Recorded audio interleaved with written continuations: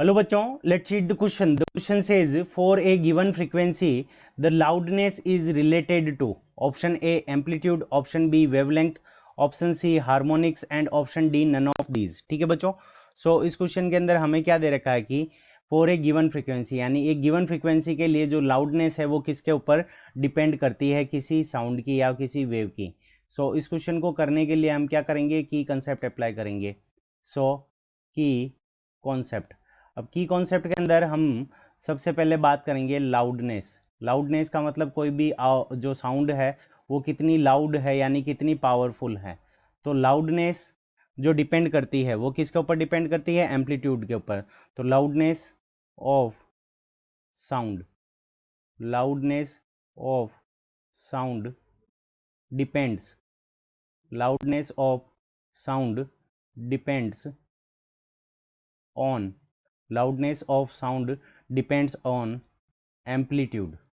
so loudness of sound किसके ऊपर depend करता है, amplitude of sound के ऊपर. यानी किसी भी साउंड का एम्पलीट्यूड कितना है इसके ऊपर उसकी लाउडनेस क्या करेगी, डिपेंड करेगी. Amplitude of sound.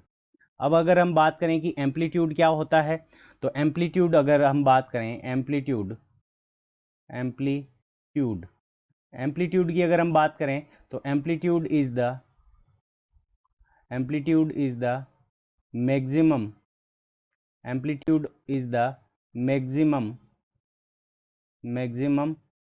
amplitude is the maximum extent of vibration. यानी अगर हमारी कोई भी साउंड है तो वो क्या करेगी, हमारे सिस्टम जो मीडियम के जो पार्टिकल्स होंगे उनको क्या करवाएगी, वाइब्रेट करवाएगी. क्योंकि साउंड क्या होती है, वाइब्रेशन से प्रोड्यूस होती है.